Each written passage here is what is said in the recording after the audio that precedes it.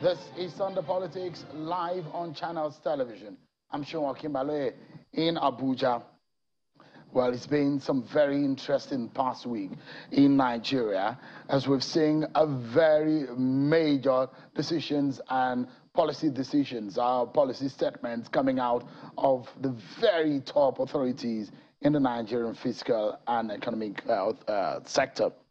First was a decision, not a statement made a few days ago by the central bank governor, Mr. Godwin Emefiele, when he announced that the Apex Bank would redesign the Nigeria's currency.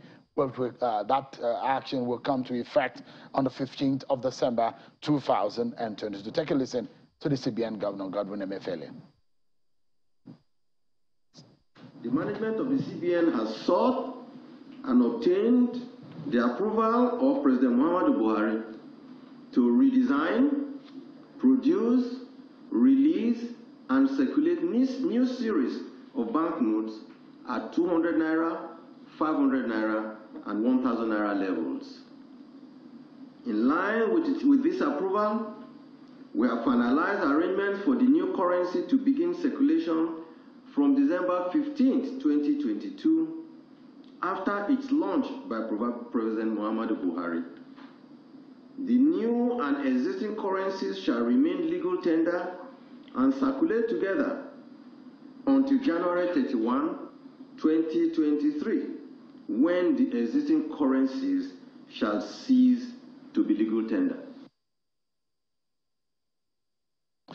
Well, after that statement coming from the Godwin Emefiele, the CBN of the governor of the CBN, a few days later, the Minister of Finance, Mrs.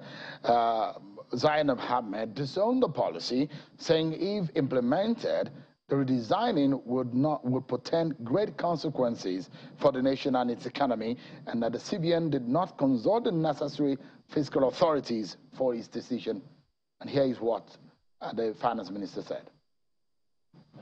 We're not consulted. It was an announcement that we heard, and I've seen. Okay, you two, you just saw the press release like every other body. Part of the reasons that was advocated is that's one of the ways to mop up liquidity to manage inflation. But there are also consequences that we're also looking at. What would the consequences be? There will be some benefits, but there will be some challenges. And I don't know whether the monetary authorities have actually looked very closely as to what the consequences are and then how they can be mitigated. So I still advise that you have that discussion with the monetary authorities. Not as the fiscal authority. Yeah. First of all, as a fiscal authority, we were not aware of it. It was an announcement. Secondly, I think that's one of the ways that they're trying to use to manage inflation. But there are consequences that also need to be considered and how to manage those consequences. Well, the CBN responded swiftly to what the Minister of Finance had to say. And let me quote part of what the CBN said. The CBN said that, in fact, the management, quote, the management of the CBN in line with provisions of Section 2, subsection B, Section 18, subsection A, and Section 19, A and B of the CBN Act 2007, had duly sought and obtained the approval of President Muhammadu Buhari in writing to redesign, produce, release, and circulate new banknotes. End of quote. That is coming from the CBN. And today, the President Muhammadu Buhari has responded, is corroborating what the story of the CBN governor, and in fact, saying he did give approval. And a statement from the presidency, the president said, we're telling some journalists in an interview, quote, people with illicit money buried under the soil will have a challenge with these, but workers, businesses with legitimate incomes will face no difficulties at all. As a background to what we're going to discuss tonight is a bigger picture of what these policy decisions and the engagement between the systems and the institutions that are involved is all about. Now, the world is facing some crises. In some part of the world, you see some kind of war, economic crunches, and societal distress of some kind. What is peculiar to Nigeria is security, of course, and economic woes. The decision of the central bank over the past days and the reaction of the supervising fiscal authority to counter the apex bank action has gotten some people worried. The decision had their effect almost immediately on the market. No matter what any optimist may say about the present state of the nation's economy, lessons from decisions made by countries like the Britain in Brexit decision and the dovetailing effect on their economy cannot be ignored. Neither the ugly financial trouble the nation of Venezuela has found itself is nothing anyone could ever pray for. Ask them in that country the value of their currency compared to other currencies, and how many bills of their legal tender will you require to purchase a mere cup of coffee? Just about the same time, 6 years ago, that the Nigerian CBN took the decision to redesign the Naira, India made a decision to suddenly take a drastic demonetization, that's what they call it, decision aimed at wiping out most of the nation's currency in hopes of ending black money and curbing corruption, similar to what the CBN governor said they are trying to do. But how has that experiment worked? 2 years down the line, or in fact 6 years down the line? The point is, political and policy decisions are very critical to the growth of or misfortune of a nation. When the world is experiencing troubles, decisions of political leaders have to be very, very deliberate and purposeful, if not the Venezuela kind of scenario are imminent. Don't forget, Venezuela are also a major oil-producing nation. We have some similarities, isn't it? Well, take a look at the economic situation in the country in the last 7 years. And I've brought some of these major indicators to the fore because it will form part of our conversation, which, of course, these indicators also tells you about the health of the Nigerian economy, from inflation rate to unemployment figures and inflation to all the debt burden. All of these figures have entered double figures or skyrocketed. Take a closer look at them. Inflation rate in 2015, pre-Buhari administration, 9%. It's now standing at 20.77%. Unemployment rate, 8.19%. Now at 33.3%. These are some of the figures that perhaps will give you a picture of the state of the nation's economy, health of the nation's economy. A few days ago, when the CBN governor made that decision, there's been a lot of reaction to that decision. But tonight, let's discuss in details what this means for our nation. Let's get some perspective. I'm being joined by a former deputy governor of the CBN, a political economist, a lawyer, a professor and former deputy governor of the Apex Bank, who was a presidential candidate in 2019. He is the president of the Institute for Governance and Economic Transformation and a public policy think tank. He's live here with me in our Abuja studio, Professor Kingsley Mahalo. Thank you so much indeed for coming. Thank you. Thank you for having me. I'd like to take the conversation because there are a lot of areas that we need to touch. Yes. But I will take it from the very, very bottom of the conversation. I will take it up. First and foremost, did the CBN do anything wrong in that decision or their decision of wanting to redesign the Naira? No. They were performing their statutory responsibility as the sole institution responsible for the issuance and management of the legal tender currency of Nigeria, which is the Naira. Note the emphasis on sole institution. That responsibility is not shared with anyone else. So the CBN is doing its job in saying they have come to a judgment that the time has come to redesign the Naira note. And there are a number of reasons behind that, which I'm sure we will discuss. Absolutely. So now, whether they are right or wrong, you've touched on that. And you said by the laws, the CBN Act that guides the operation of the CBN, yes, they are right. Oh, definitely. Politically speaking, yes, should the central bank have consulted with the finance minister, whom politically is assumed to be the supervisor of the economy? Please, you are wrong. I want to be very clear to you. The Ministry of Finance does not supervise the Central Bank of Nigeria. But does that office supervise the economy? It is part of the offices that supervise the economy. The Ministry of Finance, the Central Bank of Nigeria, national planning, the Ministry of Trade and Industry and Investment. These are all parts of the government. But the Central Bank of Nigeria, as the central bank of most civilized nations, is or should be independent of any external influence. So this is the context in which you have to see what is going on. The central bank fulfilled the requirement of it, which under the act is that you cannot change the currency of the country without approval from the president. They sought that approval, they got it. And so I think they were well within their rights. Let me explain something. The decision-making process in the central bank is in two phases most of the time. One, the Committee of Governors. I want you to note the term governors with an S. That is to say, the governor and the 4 deputy governors of the central bank who make up the Committee of Governors. The second level is the Board of Directors, which has the governor and the 4 deputy governors, 5 internal members, and 7 external members. Among the 7 external members of the board is the permanent secretary of the Federal Ministry of Finance. So the question is that this decision must have gone through the board. The permanent secretary of the Federal Ministry of Finance must have been there. Did he or she, I don't know who the permanent secretary is now, did he or she not inform the minister that this sort of decision was taken at the board? I don't know the answer to that.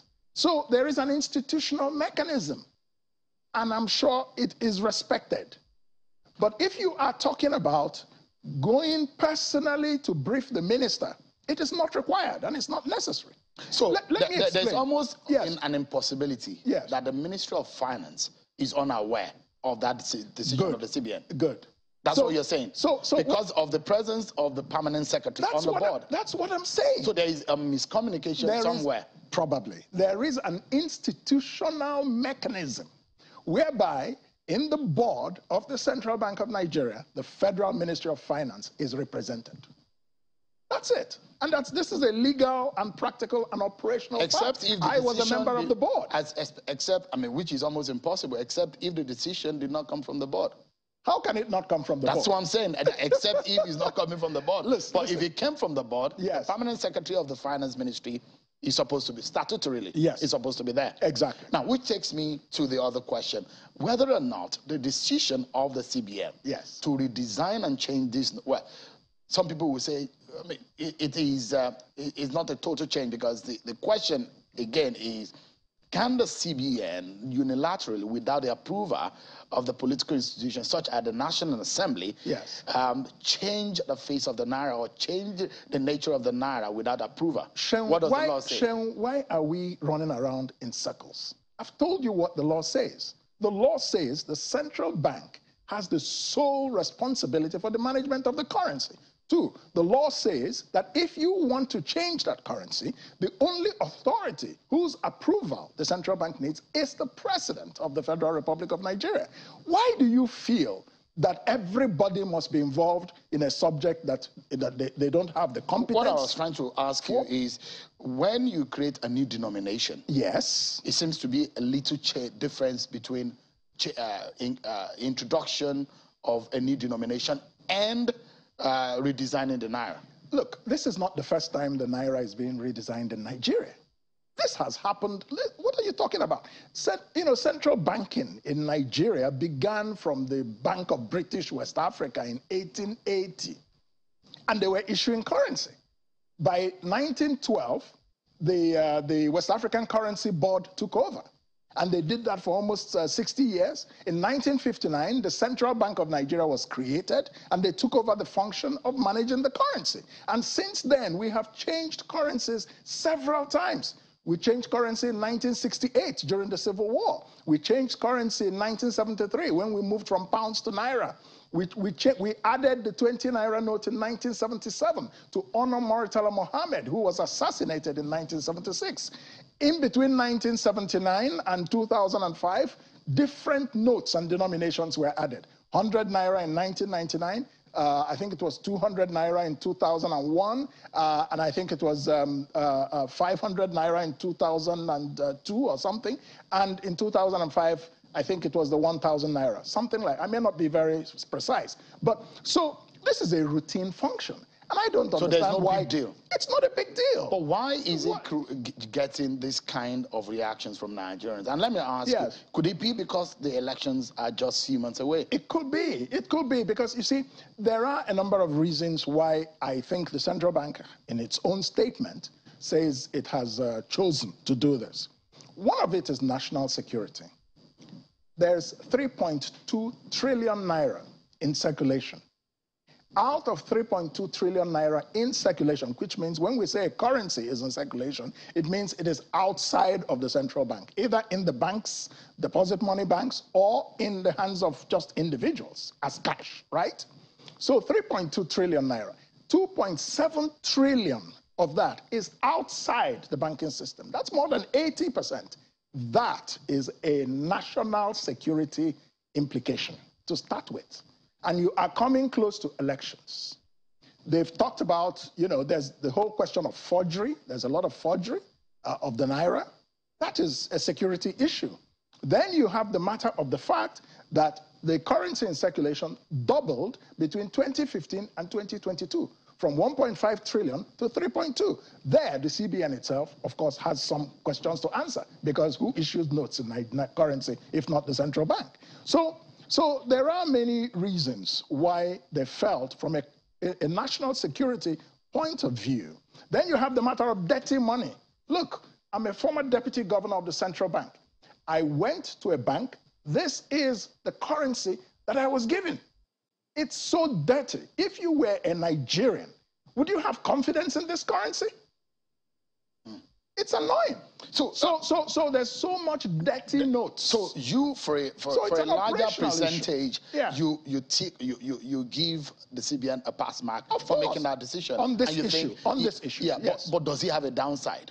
Of course. Every decision has risks. So one of the risks, and we're already seeing it manifesting, is that if you want to withdraw such a large amount of currency from circulation, many of the people who are holding these currencies as cash are holding it not for very nice reasons. We know our politicians, many of them are hoarding money, many of them are buying dollars and hoarding cash for elections, right? So that's a criminal enterprise on its own. Should you, as a responsible central bank, just sit down and be watching them? But one of the consequences is that those of them who have criminal intentions, rather than submit all these trillions of cash into the banking system, some of them will go to the black market to buy dollars. That will put pressure on the Naira, and we're already seeing that happening. So the fear again is that when you make the decision, the fear is that people probably convert those hidden notes into foreign currency. That's what I was just saying. Yeah. That's just what I was saying. But give us an understanding on cash in circulation, which is 6% of the entire Naira notes that are available, and the money supply, which is about 49 trillion. Yes.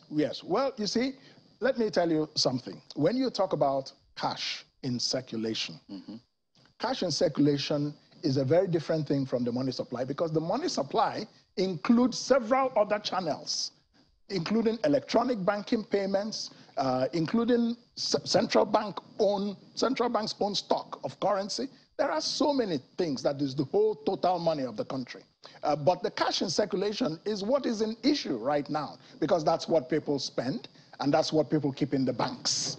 And so that's the target of the CBN. And that's the target of designing policy. Absolutely. Now, let's go into what is... Now, I forgot to mention, I think one of the reasons behind this decision is also, apart from the stated reasons, is an unorthodox way of trying to rein in inflation. You see, if there's too much cash in circulation, chasing too few goods, that is part of the inflation. But the reason I doubt if this will succeed in curbing inflation is because inflation in Nigeria today is driven by two main factors. One is the foreign exchange situation, you know, the pressure on the Naira. because we're an import-driven economy. The other issue, which may even be just as important, is the issue of food inflation, which is 60% of the inflationary pressure, food, and the security situation in this country, which has affected food production, especially in the north. So there are many factors, and so that's why, you know, if inflation was one of the reasons they did it, well, we'll have to see if it's successful too. Now, I spoke about the political manifestation or the political dynamics of this decision. And I was wondering if there could be a better way of handling this matter such that from the same government, you are hearing discordant tunes, and it's at the highest level. The president had to come in to say, I did the approval. What does this say about coordination and communication at the highest level of government? Very good. The first thing I will say in response to this question is that I am very surprised that the Minister of Finance made the comment she made publicly. If she felt she did not know about this, I'm sure there were channels through which she could have ventilated whatever frustrations she may have heard. But I have already made clear that the proper channels were followed by the central bank. The Ministry of Finance used to supervise the central bank in the 70s and the 80s. But that arrangement did not work because it interfered with the performance of the central bank, because the central bank cannot perform well if it's not independent, given the nature of central banking functions. So in 1991, President Ibrahim Babangida decided that this situation was not working, and he issued a decree, I remember, decoupling the central bank from the Ministry of Finance in terms of reporting channel, and the central bank began to report directly to the president. This has been so for over 30 years in this country. Now, in terms of relationship between the central bank and the Ministry of Finance, of course it's a close relationship. I've explained to you that the permanent secretary of the Ministry of Finance is a member of the board of the CBN. This is an institutionalized channel of, you know, consultation and exchange of views. So I don't think it does not exist. When I was deputy governor of the central bank, Ngozi Okonjo-Iweala was Minister of Finance for most of that period. I was there for 5 years, and for 3 or 4 of those years, she was the minister. And she would always tell her colleagues that the central bank is independent, and she does not want to interfere in the independence. But is the central bank really independent in the real set of things? Good. That's a different question, because I myself have had criticisms of the current governor. Because now the question now is, if there is what played out publicly. Yes, but I was trying to land somewhere. Okay, please. I was trying to land somewhere. I was trying to say that we had a lot of consultation with the Minister of Finance then, Ngozi Okonjo-Iweala, because you could see she was a very experienced and very exposed and intellectually robust, you know, person who understood why the central bank should be independent and had no ego issues. So for that reason, there was a lot of consultation. For example, when President Jonathan was setting up the economic management team, it was done in 2 phases. One, the economic management team under the president himself, which included the Minister of Finance, Okonjo-Iweala, included the governor of the bank, Sanusi, and included myself as a nominee of Sanusi. She asked the governor, do you want to nominate anyone else apart from yourself? And Sanusi nominated me. So he and I represented the central bank in the economic management team. But that's because that team was headed by the president. I want to be very clear what I'm saying. There was another level, the economic management team, which was now headed by the Minister of Finance and the Minister of the Economy. Remember, she had 2 titles, Coordinating Minister of the Economy. That committee, or that team, I, as deputy governor, represented the central bank, because the central bank governor cannot subject himself to the supervision of the finance minister. He could subject himself to a team headed by the president. So I want you to understand these things. And many of us don't know these things, and people opine about things on which they have no knowledge. And I'd like to draw your attention to these, yes. and perhaps give Nigerians an understanding of what could have been happening. Yes. Could this lack of coordination that we saw, yes. I mean, this is what it looks like, yes. Being, I mean, the product or the health of the nation's economy? Could it be a product of some of what is happening on the ground? I mean, I suspect, within the system. I suspect so, because there's a lot of frustration, enough frustration to go around, and I'm sure that they are feeling it at their level, the Minister of Finance, the Governor of the Central Bank. I don't know what's the personal working relationship between the two of them, but if it was very good, I don't think this would have happened. Like I said, would think that the central bank governor is just a phone call away. Exactly. Even if there was. But let me tell you something. This move of redesigning the currency is a very sensitive national security move. And the governor will want to be very careful to keep the discussion simply with the president. Because you may call people to say, oh, well, we're all colleagues. You're in the Ministry of Trade. You're in the Ministry of this and that. We're about to change the Naira. Then immediately the person takes up a phone and calls some cabal somewhere. Hey, look at what the central bank is about to do. Move your money. Now, I'm not saying that, you know, that is the picture. That is what would have happened. But there's a possibility. But there's a possibility. Let me ask you, this is fundamental, Prof. Yes.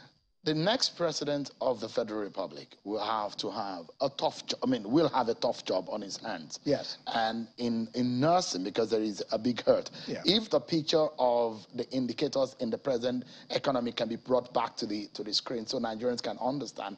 Because if we're saying this, sometimes people find it difficult to connect with the fact. And the fact is what we have put forward to you tonight, Nigerians. It's going to be a big job.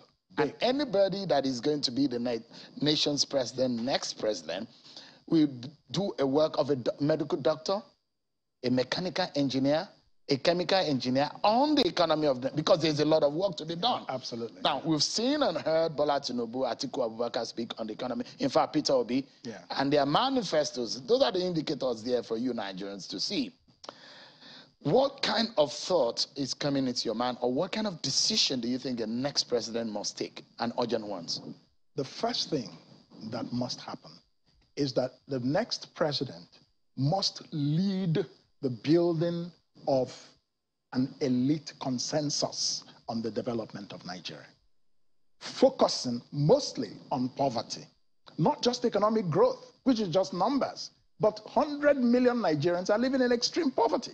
What do we do about it? What is required, first of all, is the political will, the political consensus among the elite that this country, if it goes up in flames, our wealth is not safe. Therefore, let's do everything we can. Let's make sacrifices for the greater good rather than just pursuing our own narrow interest. The president should lead this conversation. The second thing the president should do is that the president must set out some clarity on a philosophical direction for the economy.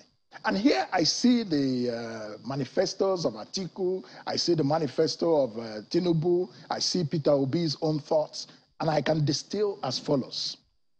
Atiku believes a lot in the market as the mechanism through which the economy should flow. Tinubu, on the other hand, so this debate is already beginning. Tinubu, on the other hand, believes a lot in the responsibility and the power of the state. Peter Obi is somewhere in between. Peter believes in the market, but Peter believes a lot in small business. Do you see what I'm saying? So already it is becoming clear where the philosophical leanings of these major candidates are. Here is the challenge that they all face.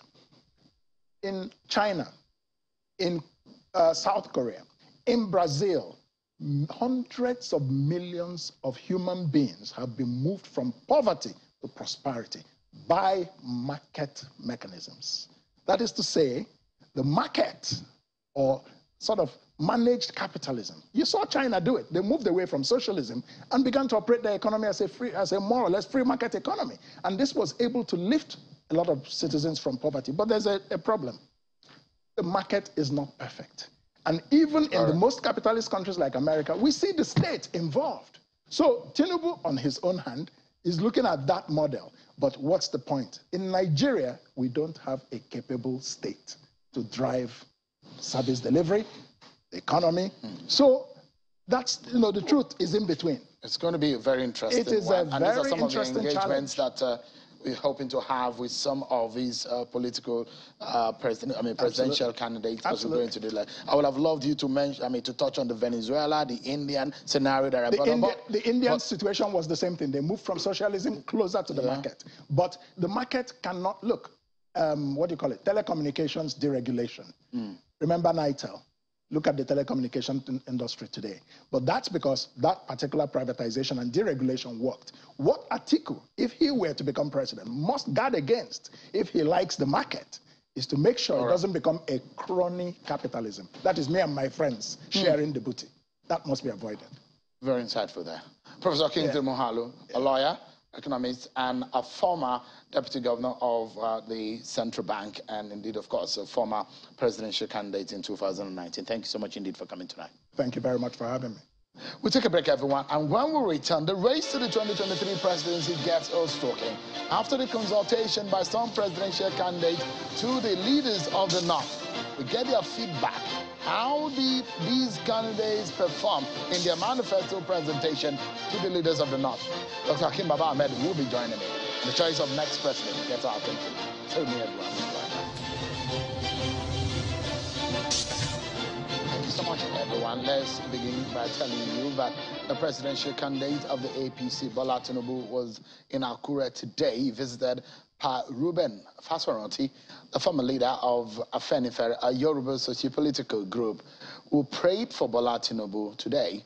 Tinubu got the endorsement of the Afenifere leaders at his residence in Akure, Ondo State, where he also used the opportunity of the visit to present his action plan to Pa Fasoranti and the leaders of the group. Well, a few weeks ago, some of the presidential candidates were invited by the leaders of the North. They were invited to Kaduna State, where they presented their manifestos.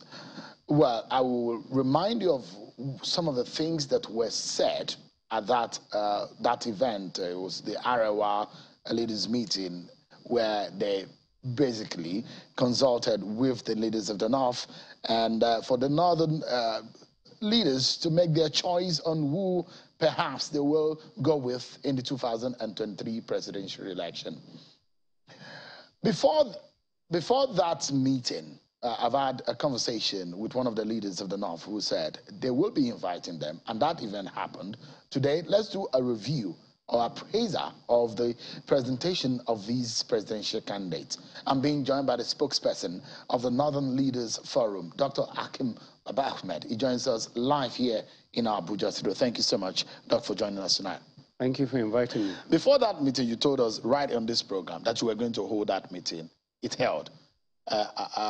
Amidst some controversy because the presidential candidate of NNPP did not attend, and he said there's some element within the organizers that he was not comfortable with, and he feels that there were untoward things that were happening. Now, give us an understanding. Has there been some kind of decision made by the Northern leaders on the way to go? Well, thank you. We invited 6 candidates, 5 turned up.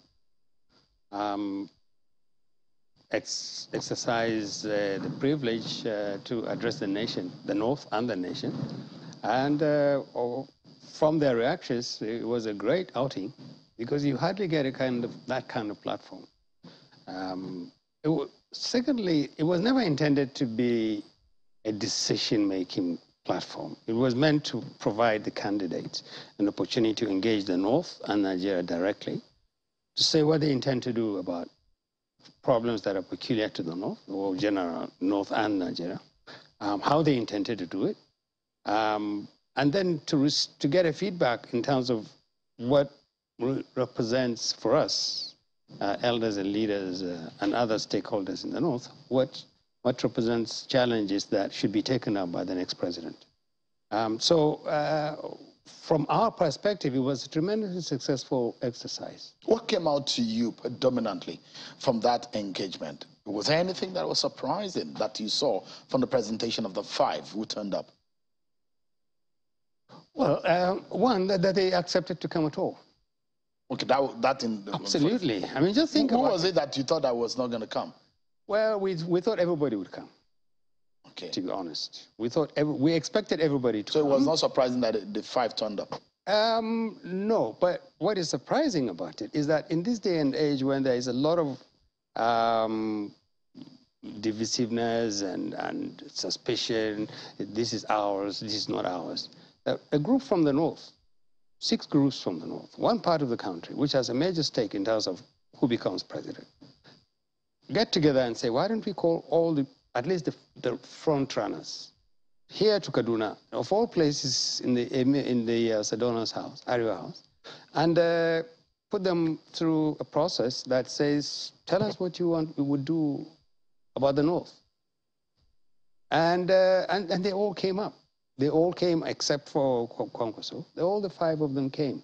This is, and let me remind you, it was something that you already know. This is a intensely politicized environment. People suspect everything.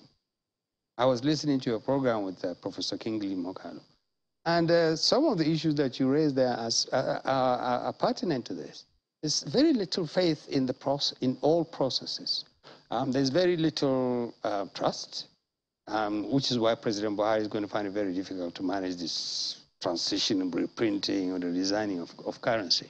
But politicians are even more sensitive to this.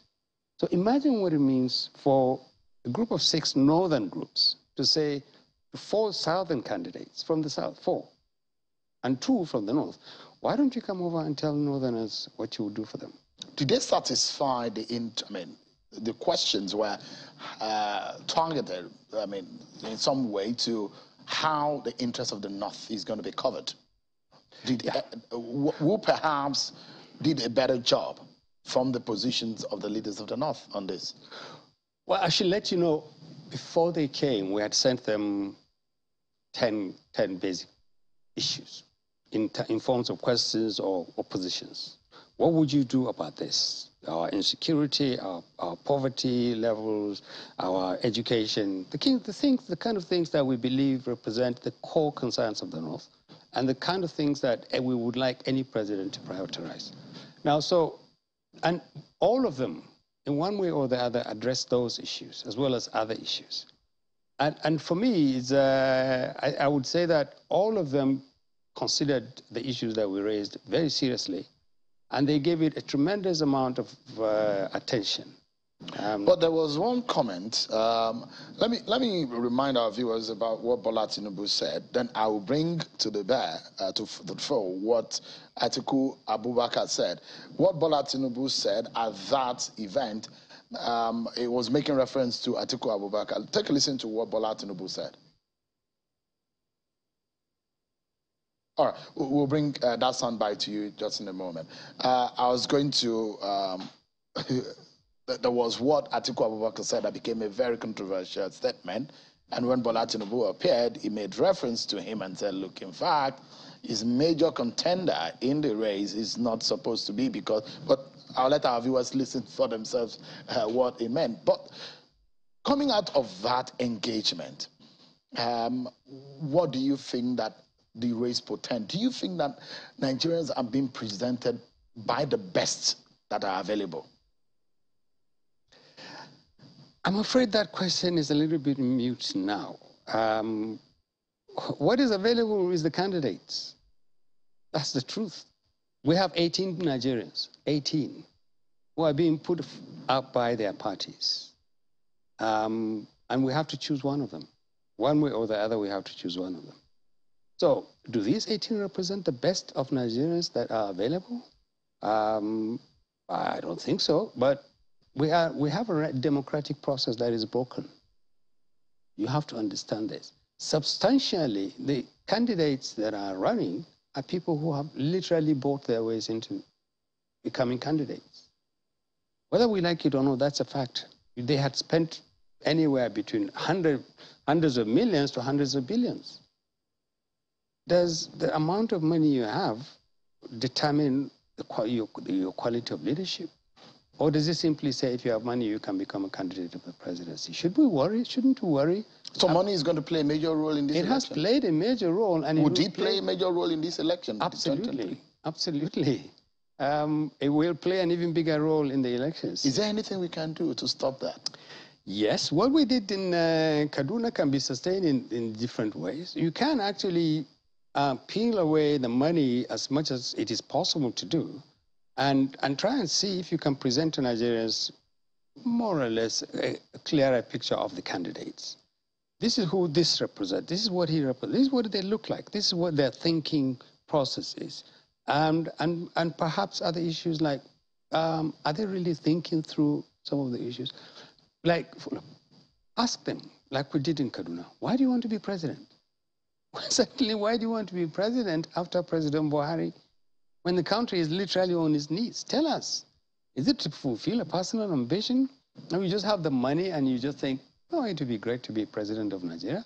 Or because in spite of this huge amount of money that you have, or you can get from other sources, you believe that you have to rescue Nigeria. And if you want to do that, how do you intend to do that? At this point, I would like to, let me show our viewers this soundbite, one of those that came out of that, and perhaps I may even play one more for you before the close of the program.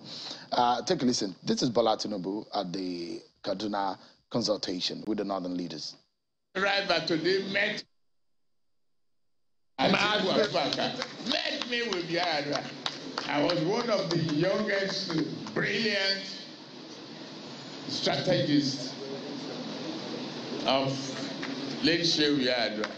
He was just out of custom that time.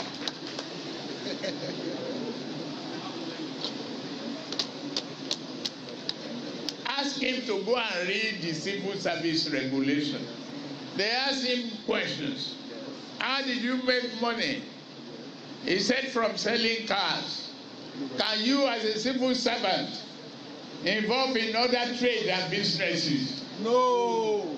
All right, then. You heard Bola Tinubu there. That's one of his position. And perhaps one of the other part, if we're able to get Atiku Abubakar out, and perhaps Peter Obi, is the personalities of some of these people. In the minds of Nigerians, would it play a major factor in the choice of who becomes Nigeria's next president? Well, I hope so. They should. When it becomes impossible to distinguish in terms of, these are all hugely experienced people. They've held positions. Atiku Abubakar was vice president. In addition to everything else, Bola Tinubu has been governor for 8 years, and he has managed other governors. Peter Obi had been governor for 8 years. Kwankwaso was governor for 8 years. These are hugely experienced people in terms of managing people. These are also people with enough money at least to get to a point where they are now candidates. So their personalities should be scrutinized. Absolutely. They're already scrutinizing themselves. Yes, well, it's the business of it. It was, I have to tell you the truth, it was interesting watching them throw banters at each other. But that's not what we were there for. Ours was a very serious business, but politicians will always do this. What we did was simply to focus their attention on issues, and then to put them before cameras and say to Nigerians, look at them and look at what they say, look at what they promise. And make a judgment. Let me allow you to listen to Peter Obi for a moment. The government we intend to form, I and that team, without team, we do things differently. We want to bring a transformative government, purposeful government that will start dealing with the issues. And those issues are known and very clear. The issue of security, which will be decisive. The issues of unity, which will be decisive. The issues of our economy, because it is critical. If you go today, out of the 10 poorest states in Nigeria, 10 is in the north. Out of school children, it is in the north that they have the highest out of school children in the global earth. I'm telling you, all this is what the elites used to confuse us, to keep us where we are. Next year, the election must be based on character we can trust. What we are selling now is listening to all of us. All of us are going to have a well-written manifesto, a well-written document we'll read out, a well-written this. But what we are selling now is, who among us will you trust? It is a trust issue.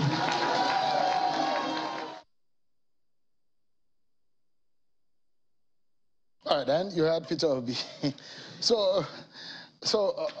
Well, he was referring, I think, one of those questions, this is very interesting, one of those questions that and now this bit, I think, refers to the point where Peter Obi was trying to answer one question that we sent to all of them. Why should the North trust you? Why do you think you're the best candidate? Now, all of them, they had 30 minutes first. Then the question and answer. No, yeah.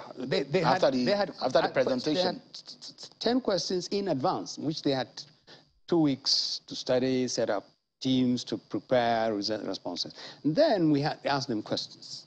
Now, one of the questions we sent to them in advance was, tell us why we should trust you. Why should the North trust you? Not because you are not because you are unworthy, but why is it? What is it that makes you, and not any of these 17 people, more deserving of our trust? Right. No, let me allow you to listen to Atiku Abubakar, and I'll get your summary of, because Nigerians want to know what the northern leaders have agreed upon and what they should inform their decision at the polls. Take a listen to Atiku Abubakar of the PDP.